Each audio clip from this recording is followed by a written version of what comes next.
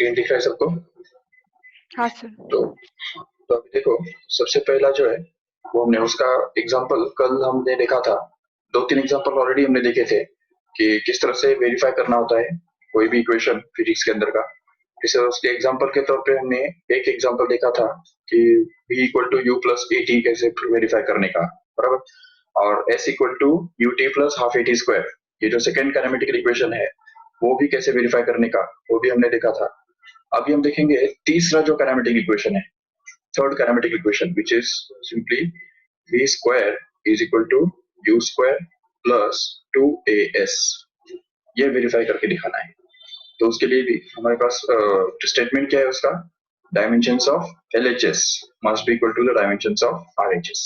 Okay, so we have to find out these dimensions of LHS and RHS separately, and then we will have to equate them. Automatically we'll find that they are equal, and it will be proved that the equation is verified. तो चलो ठीक है, LHS में है ही एक term, right? एक ही term है LHS के अंदर जो कि v स्क्वायर है। देखो, तो v स्क्वायर का डायमेंशन निकालना माना v का डायमेंशन निकाल के उसका स्क्वायर करना, बिल्कुल। तो v मतलब क्या है, यहाँ पे फाइनल वेलोसिटी है। तो फाइनल वेलोसिटी का डायमेंशन क्या होता है वो हमको पता है ऑलरेडी, फाइनल हो या इनिशियल हो, है तो वो वेलोसिटी। तो इसलिए वेलोसिटी का डायमेंशन तो डिस्टेंस अपॉन टाइम के बराबर ही रहेगा। इसलिए यहाँ पे हम इसको लिख सकेंगे आराम से, it is L1 and t-1, ठीक है। But when we square it, तो अगर उसको हमको स्क्वायर करना है तो उससे ये दोनों टर्म स्क्वायर हो जाएंगे, जिससे ये L1 का स्क्वायर बन जाएगा L2 डायरेक्टली, और दूसरा जो टर्म है यहाँ पे t-1 उसका स्क्वायर करेंगे तो ऑटोमेटिकली t-2 हो जाता है, because we have the laws of indices, that is a raised to m the whole raised to n is always equal to a raised to mn, and that's why we can say that t raised to -1 the whole raised to 2 is going to become t raised to -1 into 2, and hence it comes out to be equal to t raised to -2. So that's why we get this as t raised to -2. Okay, LHS के dimensions खत्म हो गए, निकल गए। अभी यहाँ पे हमको RHS के डायमेंशंस निकालने हैं, but the problem here is that the RHS contains two terms actually. So the dimensions of u square plus 2as we have to find out. तो यहाँ पे दो टर्म्स के सम का डायमेंशन निकालना माना उन दोनों टर्म्स के डायमेंशंस निकाल के उनको ऐड करना। और ऐड भी कैसे करना होता है ये भी हमने कल सीखा था कि एडिशन करने के लिए सबसे मेन रिक्वायरमेंट क्या है, we can add the two dimensions only when they are same, and addition करने के बाद जो डायमेंशन बनते हैं वो हर एक क्वांटिटी के जो डायमेंशन है उतने ही बनते हैं, वो कोई डबल या ट्रिपल या स्क्वायर वगैरह नहीं होता है।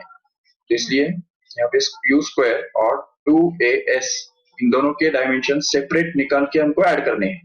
तो अभी इसमें अगर ये u स्क्वायर के डायमेंशन निकालना है तो इसका मतलब u का डायमेंशन निकाल के उसका स्क्वायर करना होगा, और अब यहाँ पे 2as के डायमेंशंस निकालना माना 2 का डायमेंशन, अभी 2 का तो कोई डायमेंशन है ही नहीं, है कि नहीं? कल भी पता था कि नंबर जो होता है प्योर नंबर उसका कोई यूनिट नहीं होता है, कोई डायमेंशन नहीं होता है, तो it is dimensionless, and that's why we can skip this 2 here and just say this a into s ओनली। तो a का डायमेंशन निकालना, s का डायमेंशन निकालना और हमको मल्टीप्लाई करना, इससे हमको 2as के डायमेंशन मिल जाएंगे। Forget about this 2 because it's a number. तो बट ये a जो है, a stands for acceleration, right? And it has dimensions. We know it. We know that dimensions of acceleration and displacement also. S stands for displacement here, and we know that what are the dimensions of displacement. So if you put them here, then we can get this as u. U मतलब क्या है यहाँ पे? Initial velocity. Again, it's a velocity only. So velocity का dimension जो L1 t-1 होता है, तो वो तो हमको वहाँ पे रिप्लेस करना ही है, उसका स्क्वायर भी करना है। बट प्लस अभी यहाँ पे a के जो डायमेंशंस होते हैं वो हमको पता है L1 t-2 होता है, और s मतलब डिस्प्लेसमेंट है यहाँ पे, तो इसलिए डिस्प्लेसमेंट का मतलब क्या हुआ, उसका डायमेंशन क्या हो गया, L1 हो गया, L1 इसलिए यहाँ पे L1 आ जाएगा सिंपली। इसके कारण अब यहाँ पे मल्टीप्लाई करने के बाद और इसका स्क्वायरिंग करने के बाद देखो क्या होगा कि यहाँ पे आ जाएगा L2 एंड t-2, एंड यहाँ पे आ जाएगा प्लस, देखो L1 comes out to be L2 according to the laws of indices again, because we have seen that a raised to m into a raised to n is always equal to a raised to m plus n. And that's why base same होने से ये powers add हो गए, ठीक है। फिर अब यहाँ पे t raised to -2 will be kept as it is, and then the addition of these two will actually be equal to same as this each of these terms only, that is L2 t minus 2, and that's all. We have found out the dimensions of RHS as well. So अभी tally करो, check करो एक बार, ये LHS के dimensions है और ये RHS के डायमेंशंस है, एग्जैक्ट सेम है कि नहीं? हाँ इससे प्रूव होता है कि ये equation v square equal to u square plus 2as is going to be the valid equation in physics, and we have verified this equation. इसको बोलते हैं वेरीफाई करना, ठीक है। तो कोई भी इक्वेशन वेरीफाई करना है तो हमारे स्टेप्स क्या होंगे?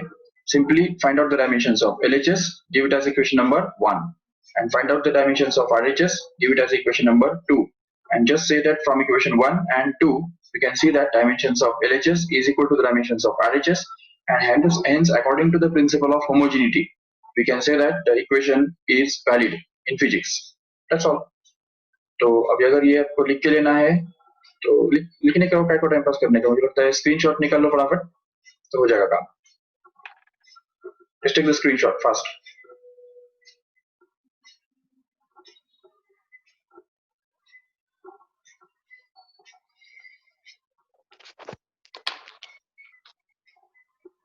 हो गया हाँ प्रतीक्षा? सर। ओके चलो ठीक है, so go to the next.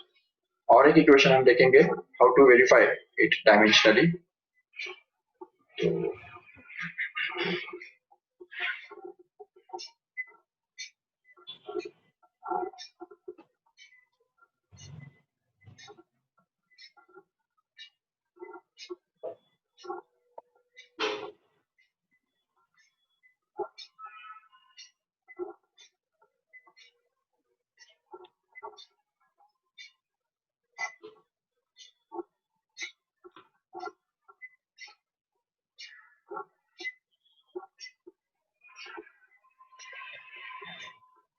Okay जैसे तुमको पता नहीं होगा कि आगे चल के फिजिक्स के अंदर हमको ये देखना है कि कोई भी जो साउंड वेव्स होते हैं, साउंड वेव्स, तो साउंड वेव्स का जो वेलोसिटी है वो इस फॉर्मूला से दिया जाता है, v is equal to root of p upon rho. Here p stands for pressure, okay. ये जो p है, p का मतलब यहाँ पे प्रेशर है, और रो का मतलब यहाँ पे डेंसिटी है, ठीक है।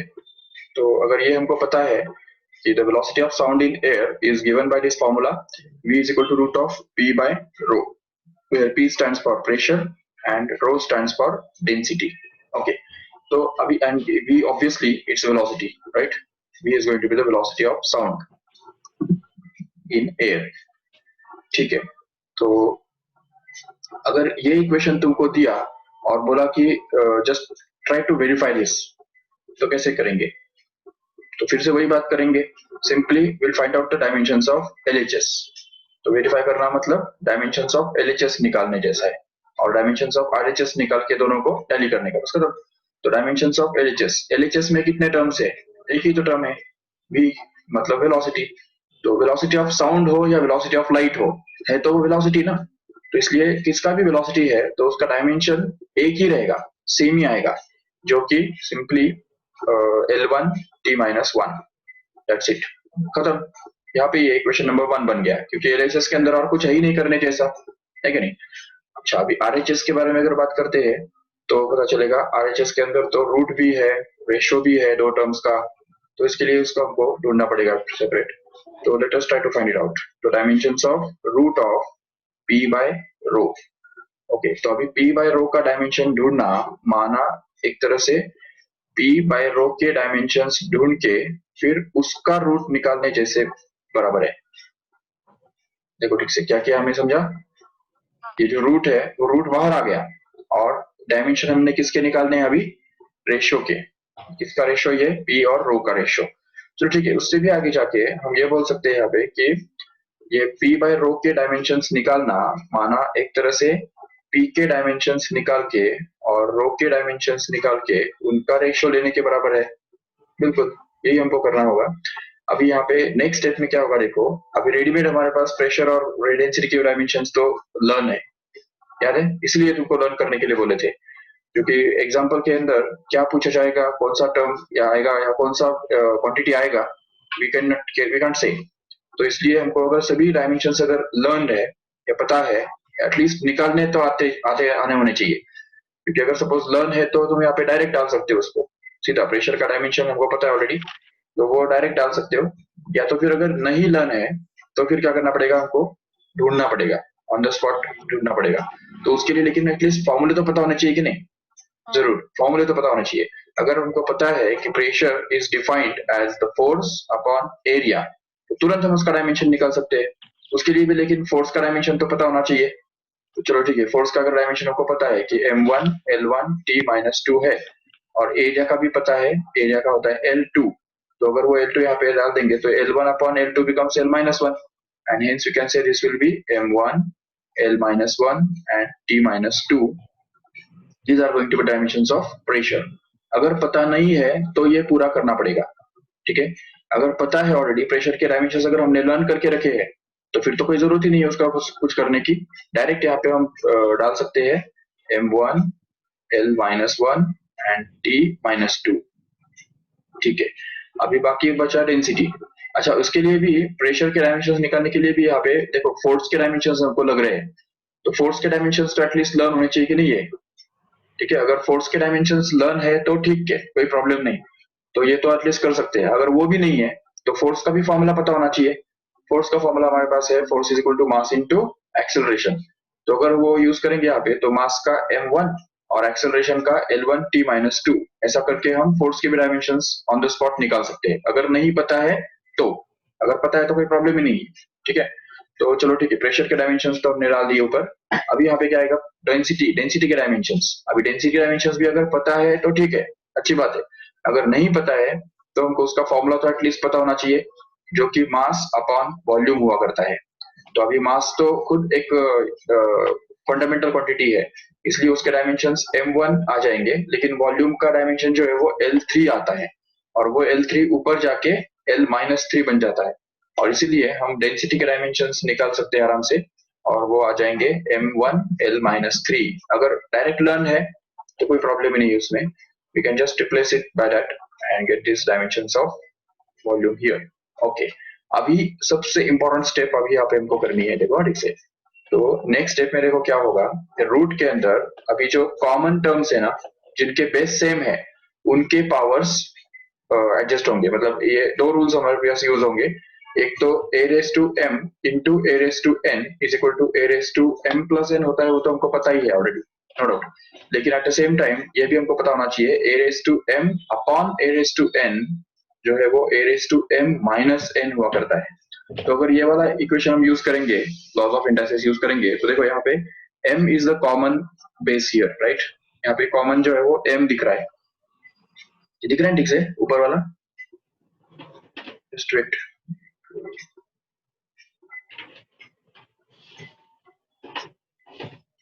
It is m actually, m1। Okay, अभी देखो क्या होगा कि यहाँ पे m1 है और यहाँ पे भी m1 है, तो क्या होगा, अगर उसको डायरेक्ट कैंसिल कर देते हो तो भी चलेगा, या अगर ये वाला, ये जो रूल है, ये वाला रूल अगर यूज करते हो तभी भी देखो क्या आएगा।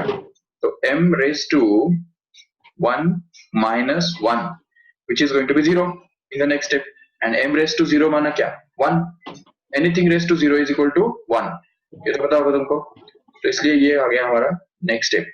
अब यहाँ पे देखो क्या होगा, l का क्या होगा, देखो ठीक से, l raised to -1 upon l raised to -3 which comes out to be l raised to -1 and -3, मतलब l -1 + 3 आ जाएगा यहाँ पे, करेक्ट है। तो ये हम यहाँ पे कॉपी कर देंगे, तो वो बन जाएगा l रेस टू -1 + 3, ठीक है।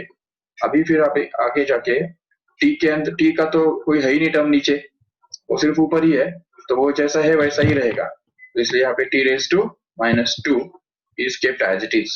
Okay, and then we can से,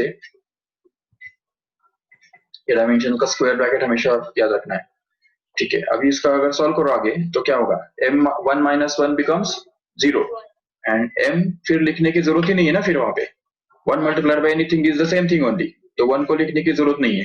ठीक है, तो ये m का टर्म ही गायब हो गया, बाकी बचा कौन, सिर्फ l का पावर जो कि 2 बन रहा है। देखो -1 + 3 मतलब क्या, 2, और t⁻⁻2 यहाँ पे एज इट इज बचेगा। ठीक है, ये बन गया t⁻², बस खत्म। अभी इसका अगर हमको स्क्वायर रूट निकालना है तो हमको पता है ऑलरेडी, अगर कोई भी नंबर का स्क्वायर अगर स्क्वायर रूट के अंदर आ जाता है, सपोज x का स्क्वायर और उसका स्क्वायर रूट, तो क्या बनता है, x ही बनता है कि नहीं। स्क्वायर करो और फिर स्क्वायर रूट निकालो तो वो तो x ही आएगा। जैसे फॉर एग्जांपल अगर सपोज हमारे पास 3 है, 3 का स्क्वायर करो और उसका स्क्वायर रूट निकालो, तो 3 का स्क्वायर कितना होता है, 9, और 9 का स्क्वायर रूट कितना आता है, 3। तो यही नंबर वापस आ गया कि नहीं, तो इसको ही हम बोलते हैं कि स्क्वायर और स्क्वायर रूट कैंसिल हो गया। ठीक है, तो ये अच्छी तरह से याद रखना है, square of x is going to be same as x only. तो according to that rule we can say this will be l square का स्क्वायर रूट, माना क्या बनेगा, सिंपली l बनेगा।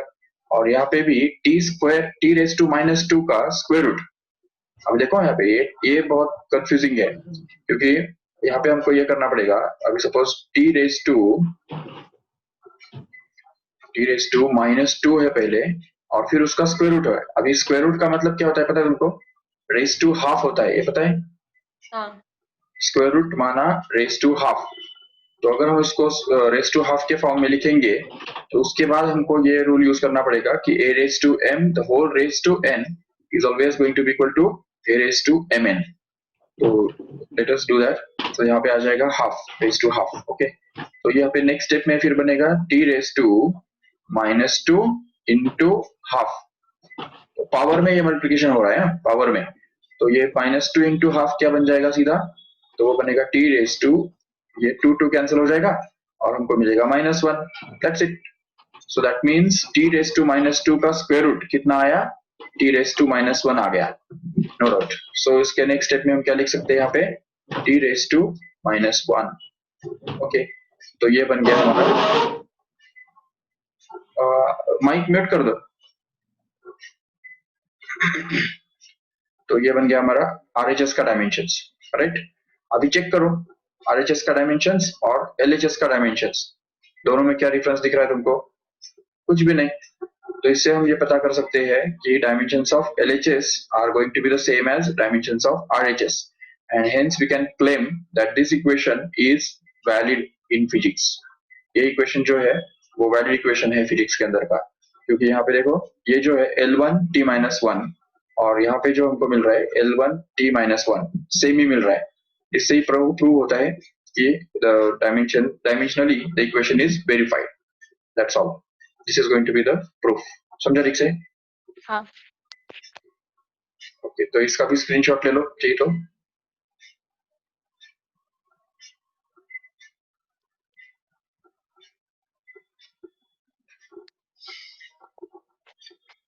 चलो और एक इक्वेशन करेंगे।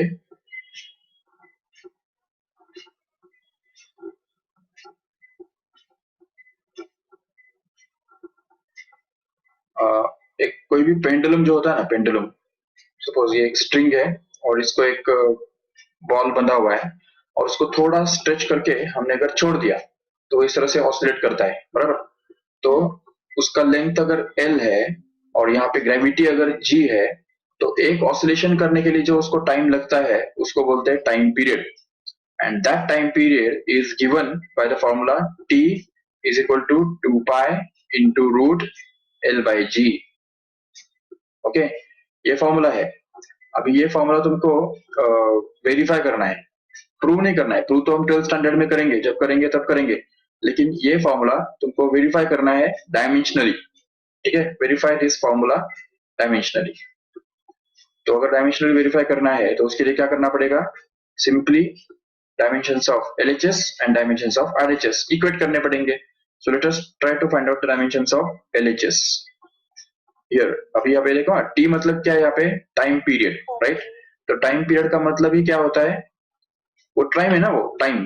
तो इसलिए T का डायमेंशन क्या आ जाएगा, simply T1। That's it. T मतलब टाइम है, and it's a coincidence that time period को भी हमने T से डिनोट किया है और टाइम का डायमेंशन भी कैपिटल T से डिनोट किया जाता है। It's a coincidence, it's okay, it can happen. चलो ठीक है, अभी जाओ आरएचएस की तरफ। तो आरएचएस में कौन है, देखो ठीक से आरएचएस में ये पूरा है 2 pi root of L upon जी।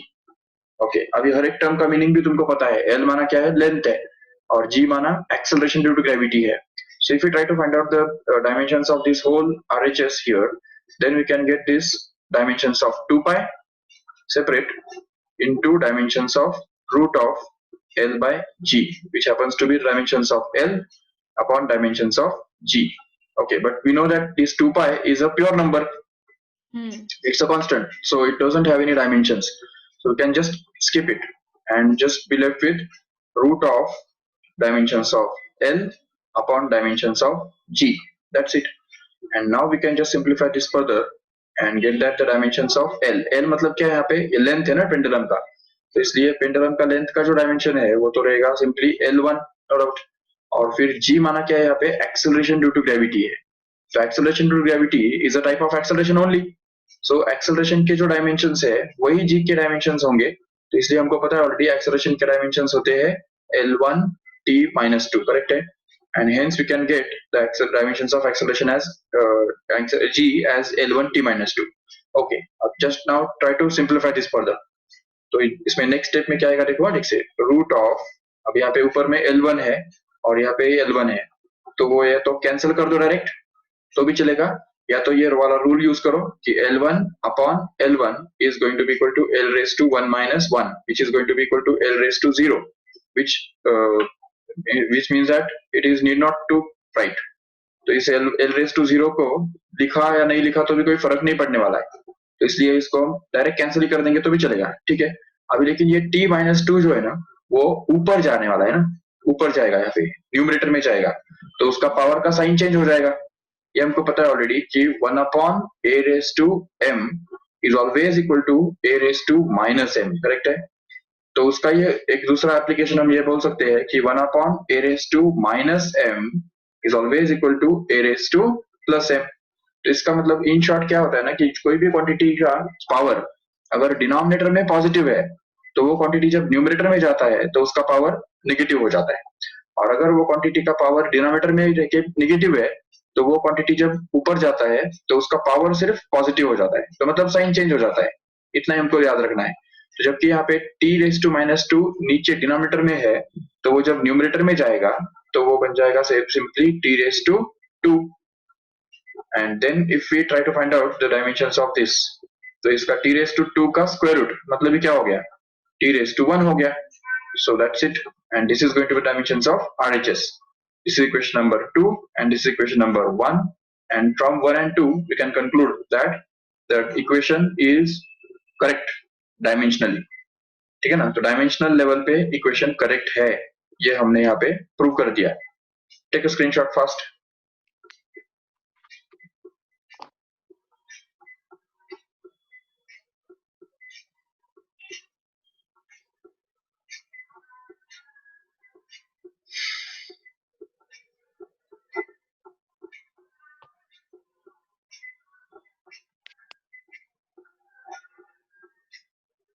ठीक है, सो द नेक्स्ट इज, आगे चल के हमको ये भी प्रूव करना है इसे 11th स्टैंडर्ड में ही कि कोई भी लिक्विड जो होता है, लिक्विड सपोज एक कॉलम है या एक कंटेनर है, उसके अंदर हमने लिक्विड भर के रखा है, तो इस लिक्विड के द्वारा जो प्रेशर एक्सर्ट होता है, ये सपोज लिक्विड है यहाँ पे, so what ever pressure is exerted by this liquid at the bottom of this container will be given by the formula P is equal to H rho G, where H stands for height of this liquid column, full height, ठीक है। Rho stands for the density of this liquid and G stands for gravity, obviously। तो ये जो formula है ये हमको आगे चल के प्रूव करना है, लेकिन अभी हमको इसको वेरीफाई करना है, ठीक है, just based on dimensional analysis। Just let us try it fast। तो सबसे पहले हमको क्या करना होगा, डायमेंशंस ऑफ LHS निकालना होगा। तो डायमेंशंस ऑफ LHS में एक ही टर्म है प्रेशर, और उसके डायमेंशंस तो हमको ओरली लर्न है, जो कि अभी हमने निकाले भी थे ऑलरेडी। वो बनता है M1 L minus 1 T minus 2 याद है ना, ये निकाल के बताओ। ओके, तो फिर यहाँ पे आरएचएस के जो डायमेंशंस है वो हमको मिल जाएंगे आराम से by multiplying the dimensions of h, rho and g separately. तो ये तीनों टर्म्स के जो डायमेंशंस है वो हमको निकाल के मल्टीप्लाई करने होंगे, एच का डायमेंशन, रो का डायमेंशन और जी का डायमेंशन। बस खत्म। तो अभी यहाँ पे करो आगे। तो एच मतलब क्या है, यहाँ पे हाइट है ना, तो हाइट हो या रेडियस हो या लेंथ हो या ब्रेड्थ हो, तो वो तो होता तो लेंथ ही है ना, तो इसलिए वो लेंथ का डायमेंशन वाला क्वांटिटी बन जाएगा, तो इसका डायमेंशन आ जाएगा L1। ओके, बाकी रो जो है, रो मतलब डेंसिटी है, तो डेंसिटी का डायमेंशन तुमको ऑलरेडी पता है, which is M1 and L-3। Okay, and then again gravity, acceleration due to gravity, उसका तो अभी अभी भी हमने देखा था, एक्सेलरेशन है करके उसका डायमेंशन L1 T-2 आ जाएगा। ठीक है, तो ये डायमेंशन हमको मिल गए। अब यहाँ पे कौन से कॉमन टर्म्स है, किन किन का बेस कॉमन है देखो। तो यहाँ पे m का तो कोई पेयर है ही नहीं किधर भी, तो इसलिए M1 जो है वो तो वैसे ही रहेगा, नो डाउट। अभी लेकिन L का जो है ना, यहाँ पे भी है L और यहाँ पे भी L दिख रहा है, तो इसलिए फिर यहाँ पे L1 multiplies together and becomes L2, correct है। एंड कुछ गड़बड़ तो नहीं हो रहा है ना, नहीं, सॉरी, L1 3 बार है L, देखो इधर, इधर भी है, इधर भी है और इधर भी है, चेक करो एक बार ठीक से। तो इसलिए यहाँ पे L का कितना पावर आएगा देखो, ठीक से 1, इधर से -3 और फिर 1 वापस, इधर का 1, समझा ठीक से। तो इसलिए फिर यहाँ पे 1 + -3 + 1, तो ये आएगा L के ऊपर, और T का भी कोई पेयर नहीं है वैसे, इसलिए T का -2 जो पावर है वो एज इट इज रहेगा, नो डाउट। अभी इसको आगे सॉल्व करेंगे तो बनेगा M1 इंटू L, यहाँ पे आ जाएगा -1, करेक्ट है। 2 - 3 becomes -1 and T⁻² as it is, and then now we can compare this LHS and RHS and claim that this equation is verified। ठीक है, तो ये इक्वेशन वेरीफाई हो गया, तो ये भी ले लो फटाफट screenshot.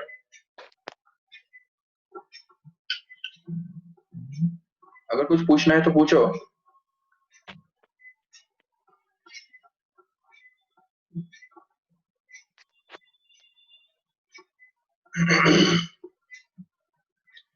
Okay, so all these examples tells us that we can find out the, or we can verify any equation in physics if it is valid।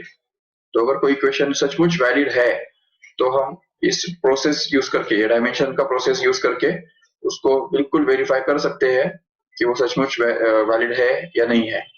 ठीक है, तो अभी हम नेक्स्ट एप्लीकेशन की तरफ जाएंगे, दूसरा एप्लीकेशन डायमेंशंस का, जो कि to find the conversion factor. तो देखो, कन्वर्जन फैक्टर हमको निकाल के दिखाना है। जैसे तुमको पता होगा, अभी ये बेसिक बात है तो तुमको पता है ऑलरेडी कि 1 किलोग्राम इज इक्वल टू 1000 ग्राम, ये तो पता है। ठीक है, मास का जो है एसआई यूनिट क्या है, किलोग्राम, और सीजीएस यूनिट क्या है, ग्राम। तो इन दोनों के बीच में क्या रिलेशनशिप है वो हमको पता है already, 1 kilogram equal to 1000 gram. Okay, और लेंथ का एसआई यूनिट क्या है, मीटर, राइट। और लेंथ का सीजीएस यूनिट होता है सेंटीमीटर। तो मीटर और सेंटीमीटर में क्या कन्वर्जन फैक्टर है, what is 1 metre is equal to how many centimetre, 100, correct. तो यहाँ पे 1 मीटर इक्वल टू 100 सेंटीमीटर, ये हमको मिलता है conversion factor between the two different units of length in two different systems. ठीक है, इसको हम ऐसा भी लिख सकते हैं 10⁻³ और इसको हम लिख सकते हैं 10⁻²। ठीक है, तो 1 kilogram is going to be equal to 10⁻³ gram and 1 metre is going to be equal to 10⁻² centimetre. But अभी चलो ठीक है, टाइम का भी हमको पता है ऑलरेडी कि 1 सेकेंड और 1 सेकेंड दोनों तरफ सेकेंड ही होता है ना, उसमें तो कोई कन्वर्जन फैक्टर यूज करने की जरूरत ही नहीं है। ओके, तो इसलिए फिर ये मास लेंथ का कन्वर्जन फैक्टर याद रखो ठीक से। बाकी अगर तुमको पूछा कि what is the conversion factor between 1 newton and dyne. पता है किसको? 1 newton equal to how many dyne? 10⁻⁷ 10⁻⁷ नहीं, 5। वो जूल और अर्ग का है, तुमने जो लर्न करके रखा है ना, 1 जूल इज इक्वल टू 10⁷ अर्ग, यही है ना? देखो वो एनर्जी का है वो, ठीक है। एनर्जी के जो अलग अलग यूनिट्स है, जूल और अर्ग, उनके बीच में कन्वर्जन फैक्टर कितना है? 10⁷ और newton is a unit of force, dyne is also CGS unit of force. तो फोर्स के जो दो यूनिट्स है उनके बीच में कन्वर्जन फैक्टर कितना है बताए? 10⁵ है। आखिर सवाल पैदा होता है कि ये आया किधर से? कैसे हम क्लेम कर सकते हैं कि ये 10⁵ है या 10⁵ है? तो नहीं तो जैसे हमको अभी कंफ्यूजन हुआ, वैसे बाद में भी तो हो सकता है ना कंफ्यूजन। ये 10⁵ किसका है? न्यूटन डाइन का है या जूल अर्ग का है या और किसका है? ये चलो ठीक है, ये फिर भी चलो ये लर्न भी कर सकते हैं, लेकिन उससे भी आगे जाके पास्कल का यूनिट क्या है? सॉरी, प्रेशर का यूनिट क्या है? ऐसा यूनिट पास्कल है, बराबर। और प्रेशर का सीजीएस यूनिट क्या है? It is dyne per centimetre square, right? Dyne per centimetre square. अगर तुमको पूछा कि 1 pascal is equal to how many dyne per centimetre square, तो क्या करेंगे? या वही अगर पूछा कि 1 watt is equal to how many erg per seconds, तो क्या करेंगे? या अगर पूछा गया कि डेंसिटी का यूनिट क्या होता है, पता है हमको 1 kilogram per metre cube, right? So this 1 kilogram per meter cube is equivalent to how many gram per centimeter cubes? ये अगर हमको पूछा तो हम कैसे करेंगे? कहाँ से निकालेंगे कन्वर्जन फैक्टर्स? और लर्न भी कितने करेंगे? तो उसके लिए हमको कुछ कॉन्क्रीट मेथड तो होना चाहिए कि जो जिससे हमको श्योर शॉट ये पता चल जाए कि इन दोनों के बीच में कन्वर्जन फैक्टर क्या है, 10⁵ है या 10⁷ है या 10⁻⁴ है या 5�3 है, क्या है एग्जैक्टली? तो उसके लिए डायमेंशन हमको हेल्प करता है। देखो सबसे पहली बात, we will try to prove this. अब इस भले हमको ये पता है कि 1 newton equal to 10⁵ dyne, but just will assume that we don't know no, ठीक है, हमको पता नहीं है ऐसा एज्यूम कर लो।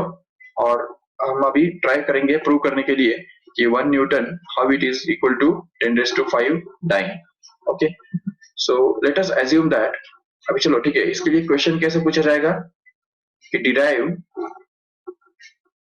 the conversion factor। अच्छा, ये तो हमने ऑलरेडी लिखा हुआ है।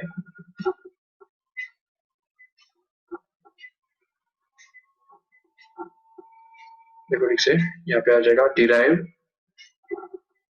the conversion factor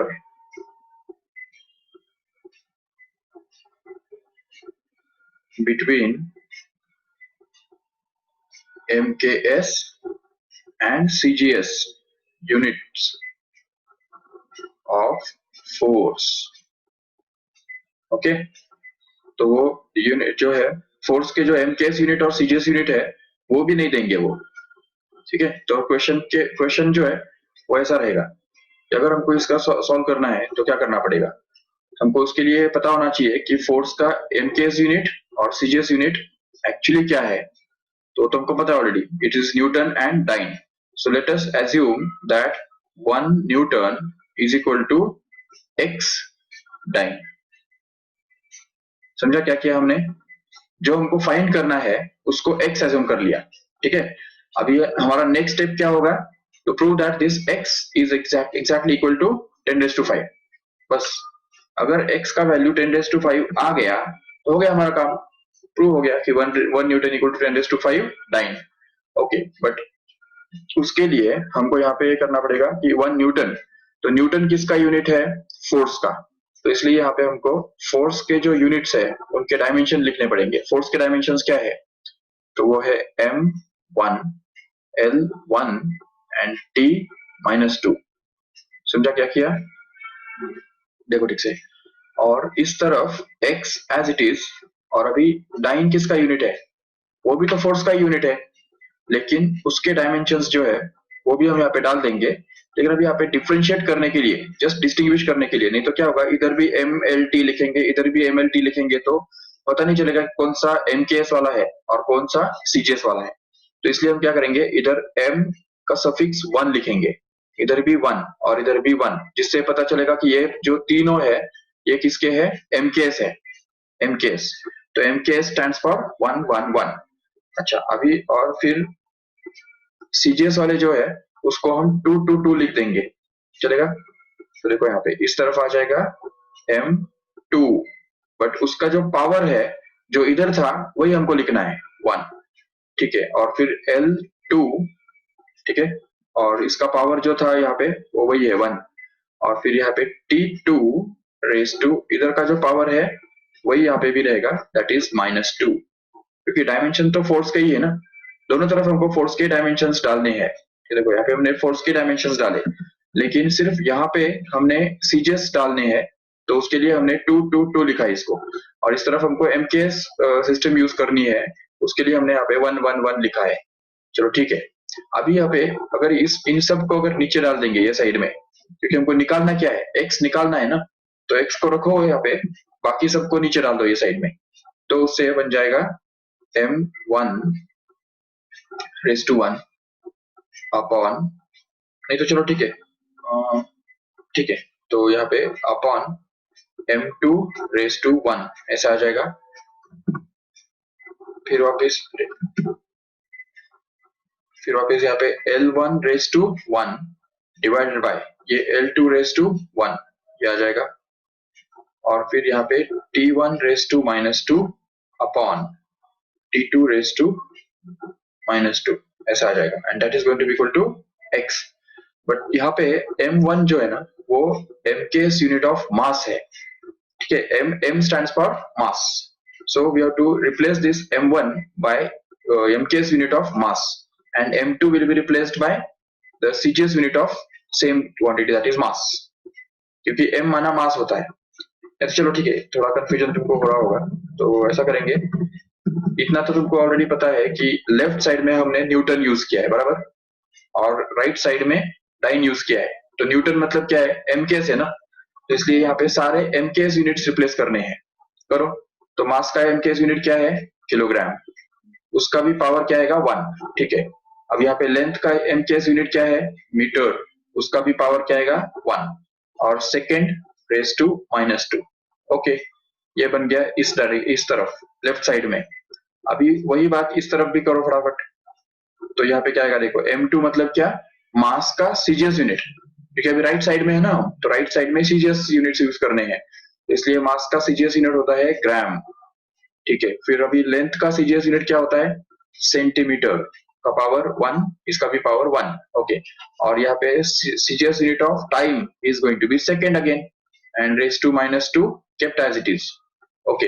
अभी इन सबको नीचे लेके जाओ वो साइड में, तो देखो क्या बचेगा, किलोग्राम के नीचे ग्राम चला जाएगा, ये देखो, फिर वापस मीटर के नीचे सेंटीमीटर चला जाएगा, और फिर सेकेंड रेस टू -2 के नीचे सेकेंड रेस टू -2 ही चला जाएगा, और इस तरफ बचेगा सिर्फ x, बस।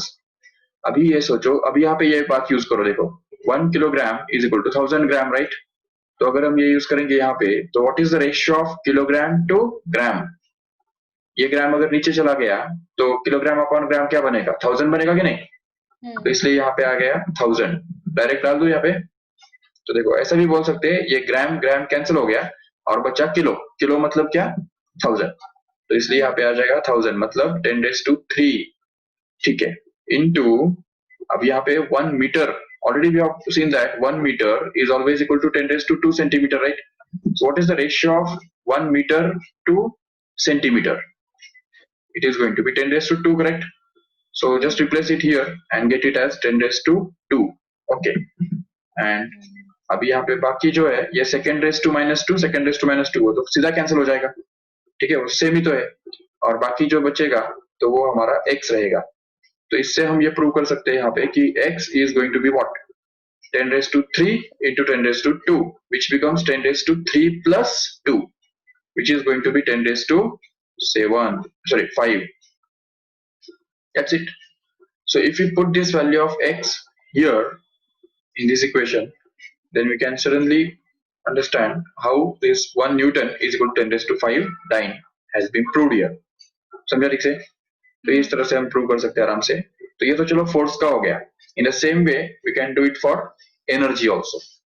तो इसका स्क्रीनशॉट ले लो फटाफट, फिर हम एनर्जी का करेंगे.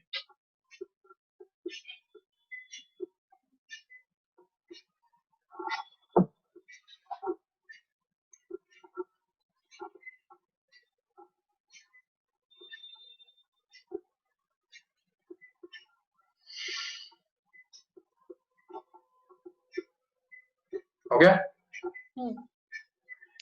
Okay, so let us try to find out the conversion factor between the two different units of energy.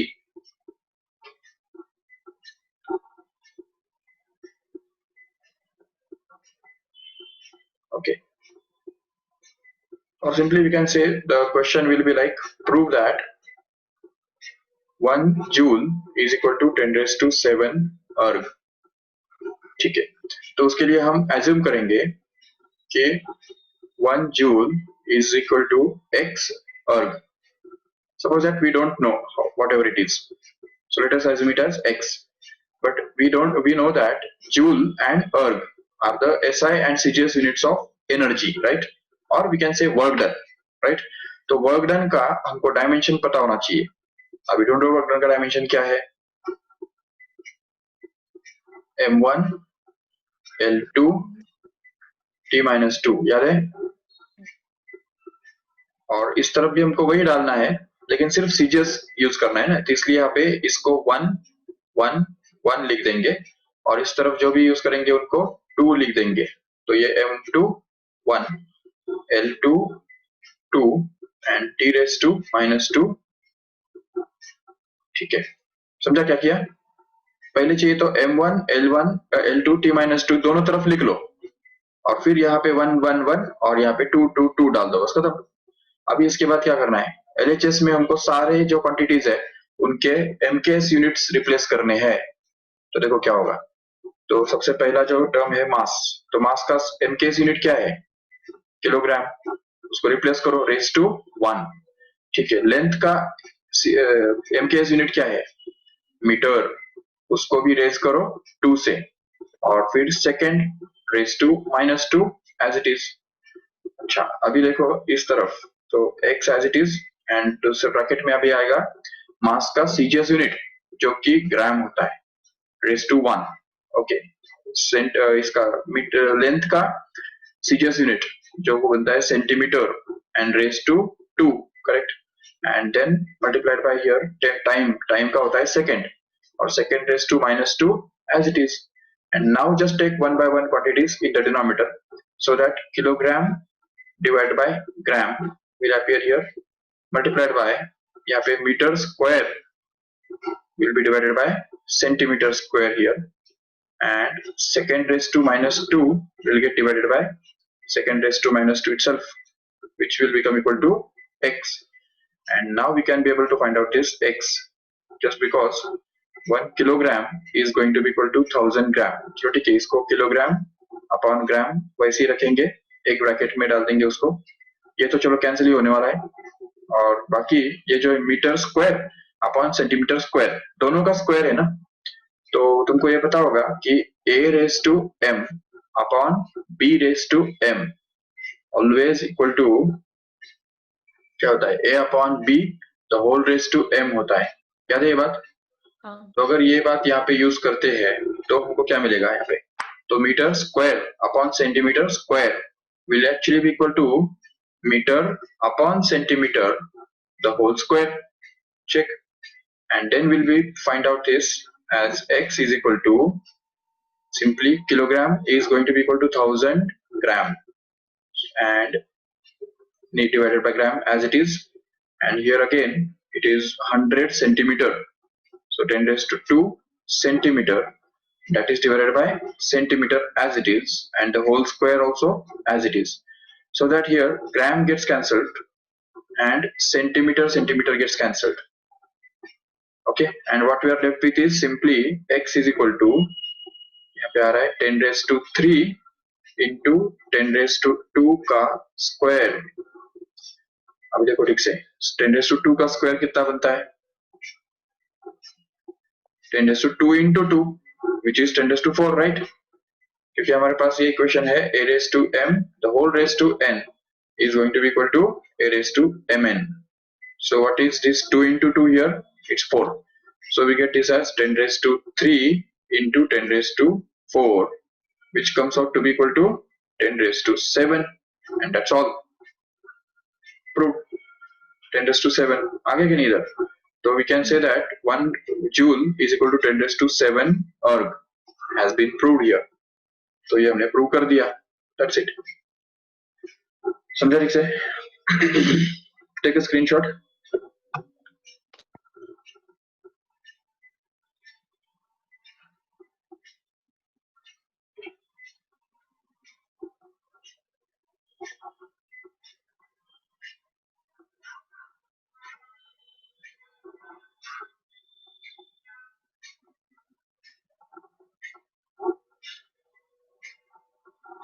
Okay, so now we try to find out the conversion factor between the two different units of pressure.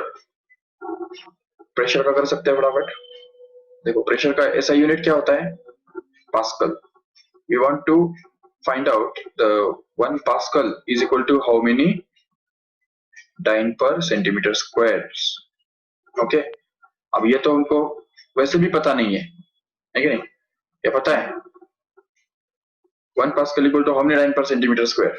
नहीं पता है, ठीक है? So let us try to find out using this dimensions here. So अभी pascal किसका unit है? Pressure का. तो इसलिए यहाँ पे प्रेशर के डायमेंशंस आ जाएंगे, जो कि होता है m1 L-1 T-2. ओके, इस तरफ फिर x, हमने x एज्यूम किया ना यहाँ पे, तो क्वेश्चन मार्क के बदले यहाँ पे पहले x एज्यूम कर लेंगे and we'll try to find out x now. So into यहाँ पे वापस डाल देंगे प्रेशर के dimensions m1 L-1 and T-2. Okay, and यहाँ पे सिर्फ 1 1 1 और इस तरफ सिर्फ 2 2 2 लिख देना, तो जिससे पता चले कि ये m केस है और ये c केस है. तो अभी m केस के यहाँ पे क्या आएगा? मास के बदले किलोग्राम रेज टू 1. इधर लेंथ का यूनिट आएगा मीटर, तो metre raise to -1, second raise to -2, which is going to be equal to x into, अब देखो यहाँ पे क्या होगा, ग्राम raise to 1, here it is centimeter raised to -1 and second raised to -2, and then take this into side so that we get this kilogram upon gram. Then again here it is m raised to -1 divided by centimeter raised to -1, and finally second raised to -2 upon second raised to -2 as it is, which is going to be the value of x. So here x can be written to be equal to kilogram upon gram एक bracket में and the whole raised to 1, which is need not to be written, and then meter upon centimeter the whole raised to -1, which is common here. Okay, -1 common ले लिया ये पे bracket को, और ये तो चलो कैंसिल ही हो जाएगा, तो बाकी जो बचेगा उसको हम लिख सकेंगे x is going to be equal to 1000 मतलब 10⁻³ ग्राम upon gram as it is into यहाँ पे आ जाएगा मीटर मतलब 100 सेंटीमीटर, जो कि 10⁻² centimetre divide by centimetre as it is, the whole raised to -1 kept as it is. And now we can just cancel this gram and centimeter, so as to left with x is equal to 10⁻³ kept as it is and 10⁻² raised to -1. Now we are in a position to use this formula, a raised to m whole raised to n is going to be equal to a raised to mn.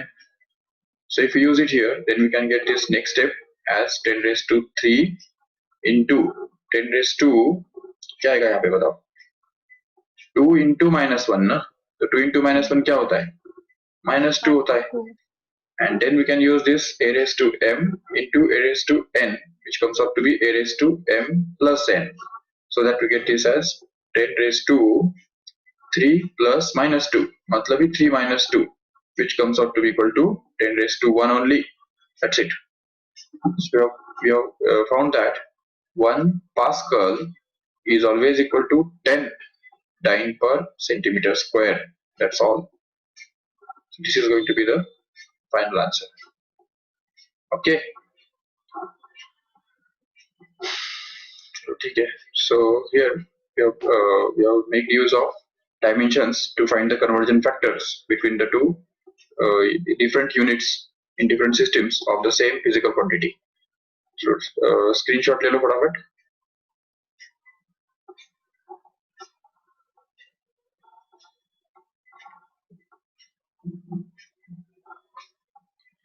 ठीक है. तो अभी आज जो हमने किया ना वही तुम्हारे लिए होमवर्क है. ठीक है. तो आज तुमने स्क्रीनशॉट लिए बराबर, लिख के तो नहीं लिया. तो you have to write down all this on the paper. तो पेपर पे वो देख के या बिना देखे ट्राई करो. पहले सिर्फ क्वेश्चन देखो और एक बार देख लो कैसे सॉल्व किया है. और अगर बिना देखे हो सकता है तो बिना देखे ट्राई करो. अगर अटक जाते हो तो देख लो और फिर देख के भी ट्राई कर सकते हो. ठीक है. लेकिन मुझे कल ये लिखा हुआ चाहिए नोटबुक के अंदर. चलेगा? So just practice this all the questions. So we will continue the next topic tomorrow. तो next lecture में हम इसका आगे का पार्ट देखेंगे जो कि establish the relationship between various physical quantities. So